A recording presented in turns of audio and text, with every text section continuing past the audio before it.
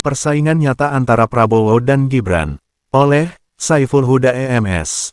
Baru beberapa hari berada di Akmil Magelang, Wapres Gibran Rakabuming Raka sudah meninggalkan tempat dan langsung menuju ke Pasar Gotong Royong Kota Magelang untuk bertemu dengan para pedagang di sana, yang nampaknya sudah dikondisikan terlebih dahulu. Padahal Presiden Prabowo dan para menteri, wamen dan kepala-kepala badan negara saat itu masih berada di Akmil Magelang. Sebelumnya, baru sehari setelah dilantik menjadi Wapres, Gibran, Senin tanggal 21 Oktober tahun 2024 sudah menerima kunjungan kehormatan dari Wakil Presiden Rakyat Tiongkok RRT, Han Zheng bersama para pejabat tinggi negara RRT lainnya di Istana Wapres. Bayangkan, pertemuan kenegaraan yang sebegitu penting langsung disambar Wapres tanpa melibatkan Presiden. Lalu kemarin kita juga mendengar berita, bahwa tidak lama lagi organ relawan yang selama ini gigih mendukung Jokowi sampai mati, Projo, menyatakan akan segera membentuk partai politik. Sudah dapat ditebak, partai politik ini nantinya pastilah akan difungsikan untuk memperkuat posisi politik keluarga Jokowi di pemerintahan Prabowo dan kedepannya. Yang menarik lagi untuk kita cermati, adalah pernyataan adik kandung Presiden Prabowo, yakni Hashim Joyo Hasikusumo, yang menyatakan akan ada monitoring untuk para anggota Kabinet Merah Putih, bahwa bila dalam waktu 6 bulan atau 1 tahun ke depan ada dari mereka yang tak dapat melakukan tugasnya dengan baik, akan segera diganti. Tidak hanya hal itu, dalam pidato kenegaraan Presiden Prabowo di hadapan Majelis Anggota Permusyawaratan Rakyat (MPR) Minggu, tanggal 20 Oktober tahun 2024 juga terang-terangan menyindir Presiden sebelumnya, yakni Jokowi.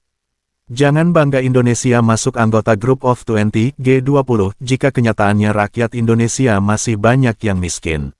Semua kejadian di atas bagi saya bisa diperumpamakan sebagaimana puzzle, masing-masing peristiwa kelihatannya berdiri sendiri-sendiri, berlainan konteksnya, namun sejatinya semua peristiwa itu jika kita padukan dan kita cari benang merahnya, maka akan terlihat garis yang terang, bentuk yang jelas, konteks yang sebangun, yakni persaingan diam-diam antara Prabowo dan Gibran. Sebelum menyusun Kabinet Merah Putih, Prabowo telah dipanggil Presiden Jokowi. Hasilnya setelah pertemuan tertutup itu, Prabowo memanggil orang-orang untuk didudukkan sebagai anggota kabinetnya. Janggalnya ternyata ada tidak kurang dari 17 orang mantan anggota Kabinet Jokowi yang masuk di Kabinet Merah Putihnya Prabowo.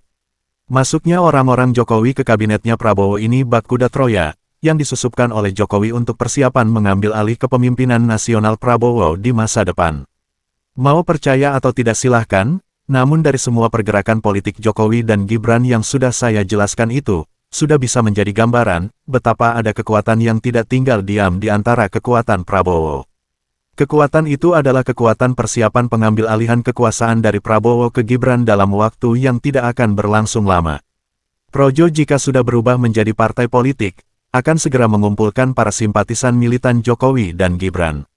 Setelah itu Projo akan menarik operator-operator politik Jokowi di PDIP, Golkar dan lain-lain.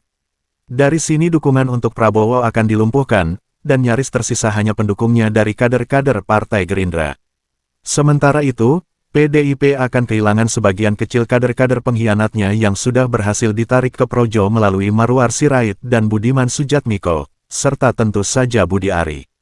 Dalam situasi seperti itu, Presiden Prabowo akan kembali menyatu dengan Ketum PDIP Ibu Megawati Soekarno Putri, lalu mengeluarkan operator-operator politik Jokowi dari Kabinet Merah Putih, dan menggantinya dengan kader-kader PDIP, sehingga ke depan Kabinet Merah Putih akan praktis dikuasai oleh kader-kader ideologis dan militan PDIP dan Gerindra.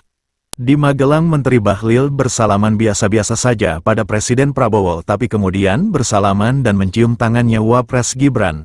Tak seberapa lama lagi, menteri-menteri operator politik Jokowi lainnya akan mengikuti jejak yang sama dengan Bahlil. Sebelum semuanya terlambat, Presiden Prabowo sebaiknya merapat ke Ibu Megawati Soekarno Putri, lalu menyingkirkan Wapres Gibran bersama para menteri operator-operator politik Jokowi. Kuda Troya yang dikirim dari Raja Mulyono, harus segera dibumi hanguskan, tanggal 29 Oktober tahun 2024.